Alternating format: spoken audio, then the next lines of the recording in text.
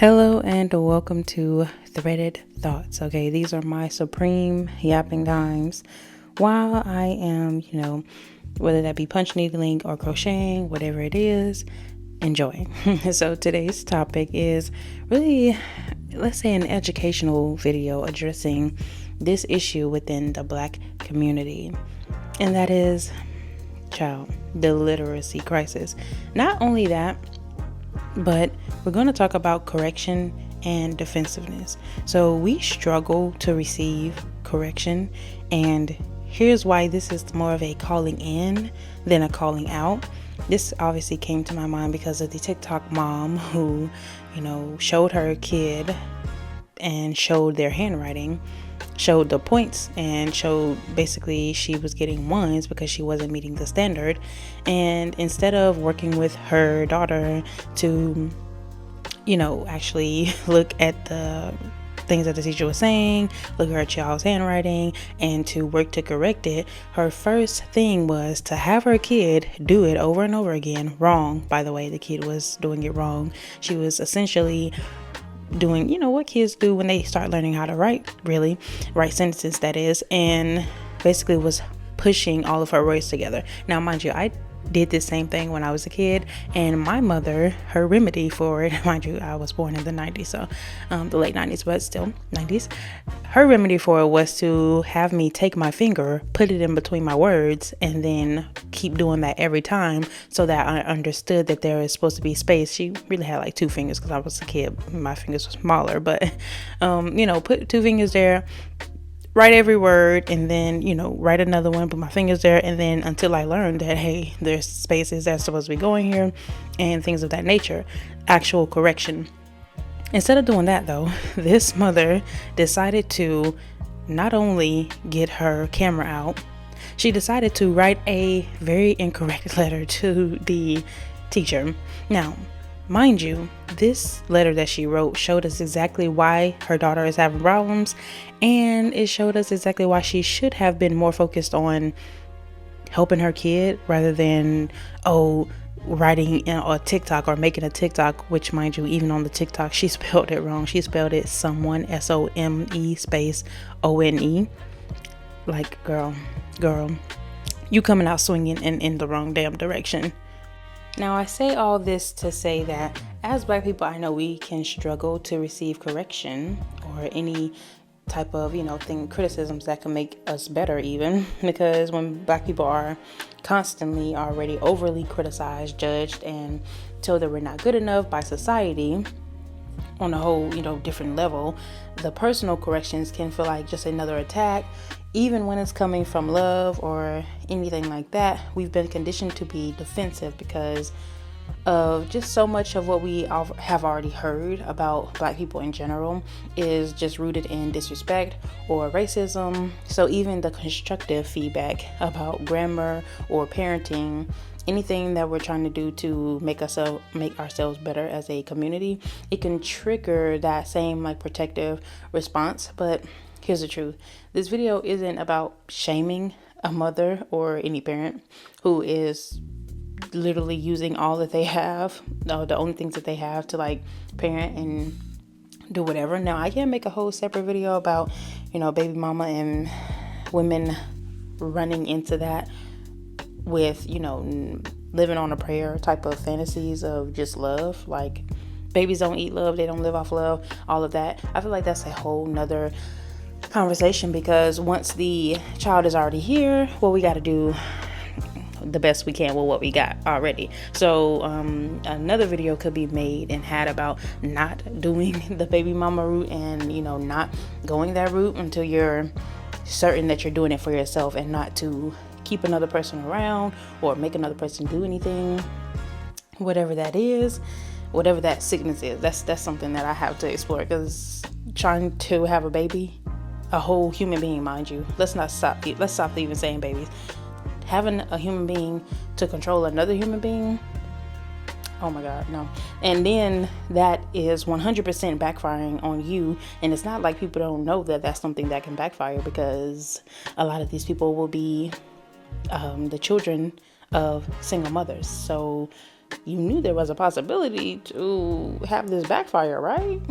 Anyway, we're going to go back to this topic. And this is really more about saying, I see you, I see why this happened. And I really just want better for us as a community, because we have to create a space where we can tell each other the truth without it feeling like betrayal.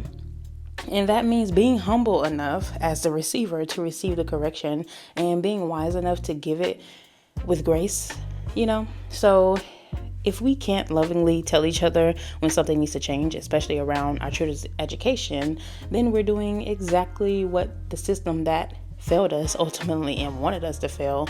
We're doing exactly what they wanted, and that's staying stuck in an endless cycle of going nowhere. So let's just talk about my first thought. My first started thought is the educational system failing an entire generation. That no child left behind shit, you know what, that needs to be studied in itself. Like the fact that they could even make a program and do that, or just pushing people through and doing it at such a large scale, because this wasn't just done at one school in one state. No, it was like a countrywide push to show that they didn't give a fuck, and basically showing that they were putting profits over people, because it was mostly about, well, if you don't have this amount of people graduate, then funding, which is just money, another way to say money, is going to be taken away from the school, whether or not these kids have actually mastered the fundamentals or not. And many current parents were themselves the victims of this system. That's why we heard the mother saying like, oh, don't talk about my handwriting, don't talk about this, don't talk about that, because I graduated. And then followed that up with another video talking about how she doesn't have a job where she has to write and read regularly. And it's like, sweetie, we can tell, sweetie. That's the problem here, sweetie. You are way out of practice. And mind you, you are already struggling with this same disability. So if you haven't been corrected on it, how exactly are you going to be the proper person to help your kid? You're not. That's just a simple answer of it. So many current parents, like I said, they were the victims of this system and never received the proper writing instructions, was just pushed through. They were mostly focusing on the standardized testing to replace actual teaching of grammar, writing skills, and schools who are obviously underfunded in Black communities were hit the hardest by these policies. So basically what we're witnessing is the cycles continuing. The parents who weren't taught proper grammar, struggling to correct their children's writing, which there's not a shame in that. The shame really comes when you take it upon yourself to be loud and wrong, just like you was in that TikTok, and people try to tell you, and then you took it upon yourself to write a note and to have a meeting with the child's teacher in order to get them to change the damn grades, instead of saying, well, how can y'all provide more resources to my child so that she can go ahead and make her 2s and her 3s and everything of that nature. Instead of doing that, you just wanted the grade changed immediately. And that's more of the no child left behind thinking that we can see here, because it is a systematic failure, not on a personal person, but it's kids are now growing up without the consistent modeling of what standard English is like. We already took cursive, well, not me, they took cursive out of the schools. I'm glad I learned that I learned how to write cursive when I was younger, because I know like at least one generation after me, they did not get that. So that's a whole nother thing, which writing in cursive, mind you, touches writing in cursive just rewires your brain in such a different way, because you have to use different neural pathways and things like that in your brain in order to be able to write cursive, way more than you have to do to be able to write in just plain writing as well. So this is creating that compound, though, of disadvantages in academic and professional settings, because like I mentioned, the mother even mentioned that she wasn't using her writing skills, nor thinking skills, nor critical skills, as we can all see, because she's not in a field that requires her to do so. Whatever that field is, she's not having to use it. So this is around the time that I really want to bring up The Wire, because if you've ever watched that show, it really shows cycles. It shows like the people who were being used by, let's say on the smallest level, the kids, right? The kids are more manipulated. So they get used by a higher drug up person who didn't finish schools themselves, because we even see Bodhi saying to Michael when he was in middle school, what the fuck you want to go to school for? What you want to be? A doctor? You know what I'm saying? Like, as that's like such a trivial thing, to want in life, rather than, to stand out on the corner, not reading, not writing, not using your mind, and ultimately, not being anything in life. That's just the facts of it. Because if you can't adequately use your mind, that's why I'm sure Bodhi had that on, I don't know how this came, a dissertation about The Wire. But I feel like that is the perfect thing to show, because that really shows where, even in the later seasons where I'm talking about the kids popping up, that really shows how the whole thing gets started. Basically, kids who aren't smart enough to think for themselves are manipulated by these drug runners to, become lookouts. And after they have, thrown away their future, they've been truant for so long that they, the people aren't even looking for them to go to school anymore. Their parents are somewhere struck out on drugs, which, mind you, the drug dealers are selling. And all of that is just this continuation of a cycle of no one really caring about the education that this child is receiving. Thus, they stop caring, and then they, become a Bodhi, which Bodhi thought he was smart enough, even though he really didn't receive a lot of education, as we can tell. Eventually, if you watch the show, you know how that ended for him. But these stakes are very real. I bring up all of this to say non-standard, capitalization and grammar affects how others will perceive your intelligence and professionalism. So Black children already face biases in education and employment. So any writing barriers will add another hurdle to any college applications, job applications, or any professional communications that all require standard written English. So it's one thing to be able to code switch like I am able to do. I'm talking to you in a certain way here, but I can fall in and out of Ebonics if I wanted to. AAVE they call it today, but I can fall in and out of that because I am educated enough to bring it in and to bring it out and to know when it's supposed to be there. But the facts are, if you don't even have that level, like if you don't have the written English or the current English that is standard, if you don't have that ability, then basically what they're getting you ready for is that school to prison pipeline. So her daughter, that doesn't spare women, by the way. So just because you're a woman, you're not going to be spared by, oh, well, none for you because this is mostly for the men. Like, no, if you cannot read at a certain age, if you cannot, pass certain tests, believe me, this is not nice, but I'm going to say it in the way that it is. Baby, they getting your Betty read up at that prison. So go ahead and prepare yourself. And you might say, well, that's not necessarily true, I guess, because, the mom says she has a job and da-da-da-da. Baby, it don't take nothing but one hardship for you to lose that job and then to be, doing something that's unsavory with your life, and then, your whole future get fucked up. That's all that it takes, because you don't have the options. You don't, even like I was saying, I can choose to speak English and I can choose to speak AAVE. That's because I have the options. I know both of them very well. If you don't have those options, just like in life, your options are slimmed down, and what you can actually achieve is, like I said, there's nothing wrong with the AAVE or Black linguistic traditions, all of that. They're very rich, they're very valid. I'm very Black. This is Black History Month, so I'm not, trying to replace this with that, nothing of that nature. But it's about being able to, like we said, for many years we had to do code switch, knowing when to, bring something out and when to not.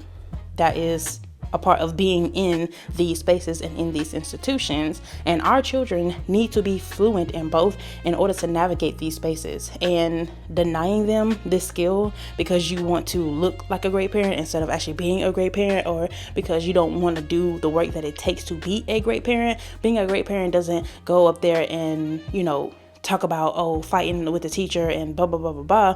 Because she also mentioned how, my daughter is, mind you, she's doing all of this in front of her daughter. So she's recording the video, she's writing the letter, she's doing all of this in front of her kid. And what that is doing is also showing your kid bad I would say bad skills about how to actually resolve conflict, because with her doing this and, putting the teacher out there and, getting mad at her and say, oh, she's doing this, she's nitpicking with my kid, you're making your kid go to the school, and I can 100% tell you that this is what's happening. She's making that kid go to the school and be disrespectful to that teacher just by the way that her mother's behaving. If you say, oh, this lady is nitpicking with my kid, and your kid hears that, she's like, oh yeah, well, she's messing with me and I am going to little things that kids do in order to get back at grown-ups. They don't have a lot of ability to obviously cuss or throw a lot of a fist, but they can still get back at teachers, which was what she did, and why she had to sit with another teacher multiple times,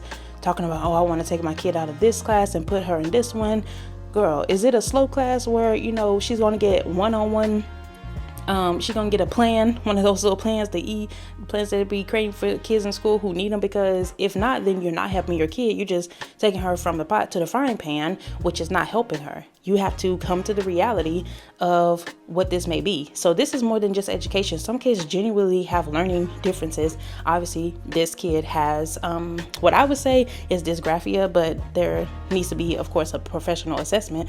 But the systematic education neglect makes it harder to identify with people who need intervention. And when everyone's struggling with the basics, the kids who actually need that learning support get lost. And Black children are already underdiagnosed, and then the parents going up and fighting for the wrong things is not helping, especially when there's learning disabilities due to bias and lack of resources. So what you definitely don't need to do is go up there and fight about just changing the grade, fight about how this child can get more help, obviously, as I have said. So I want to bring up the George Lopez show. I love that show. I don't know, the more I've just been thinking about it, I love that show, because he actually had a learning disability, not dysgraphia like these people have, but he had dyslexia, and he realized that he passed it down to his kid once. It's something that he never really thought about, and much like this lady, he was able to achieve some success without even more success than his parents. So he thought, he's fine, it's fine, and Max will be fine, which is his kid on the show. He thought that it would all be fine because, well, he didn't get the extra help that he needed and blah, blah, blah. But he realizes when, obviously, he has to read a big contract at work and all of these things, he gets flustered. He doesn't know, he wants to give up and all of these things. And he's seeing that within his kid. Now, the only thing that made him snap out of it was going to his mother, and mind you, if you know their relationship, they don't have a good one. So seeing that and seeing that he didn't want to be like his mom, and seeing that, he wanted to give his child better opportunities than he had. And even though it would have been embarrassing for Max, that's why he didn't want to do it, because he's like, well, I don't want my friends to think that I'm this or that. And it's like, listen, if that's your friends, then you need new friends, or you need to stop caring about, obviously it's very easy to say, but these are kids and they care a lot about what their peers think. But this is about what's going to put you in a better place in the future, not about some people that you won't even know when you're 18, or care about when you're 23, or even remember the names of when you're 30. This is about something much bigger than that. So don't be afraid to help your kid because of what their peers are going to think when they won't even be their peers when it really matters. And that's about breaking the cycle that requires community and parents to learn alongside their children, quite frankly, because that's what she needs to be doing. I even was watching the video from Brutal Honesty. If you ever seen her channel, she was talking about how the girl needed to be doing the writing assessments right by the kid, because that is very true. And it's never too late to learn. It's never too late to build that, any community programs or resources that can fill the gaps that whatever school left behind in your life. There's power in being honest, and what we aren't taught, and seeking and hoping and advocating for better education in our schools. If we aren't taught and aren't teaching the next generation that, then quite frankly, that's what's going to build the next bottom class, the one that you can't escape, and now you don't even have the tools to escape, because when you had the tools, you didn't use them.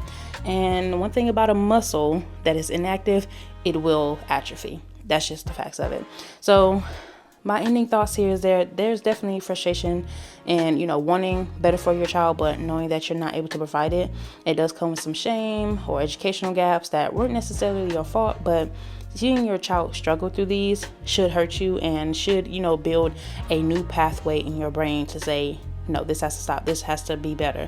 Like I said with that George Lopez episode, if you haven't seen that, I really feel like that would be a wake-up call for people, because that shows you how he decided to break that curse off of his child and subsequently off of himself, because he recognized that, yes, I still do have this learning disability and I still struggle with it, and it does still affect me at my current job, even though I'm higher than what my mom got, because his mom is still working at the factory as well and wasn't able. She probably has it as well, because this is a generational curse. So she had it. She took the easiest job, the one that was available. He took one as well, but eventually got above her just because of his circumstances, whatever the case may be. But that isn't always what's going to happen for the next generation, especially when I say they, who they is, when they're actively trying to build a permanent underclass. And if you can't read or write, you will be a part of that, among other factors, but that's definitely one thing that will get you in there. So with that being said, thank you so much for watching the video. Thank you for hearing me be a supreme yapper for this time that you have heard it. And until next time, keep creating.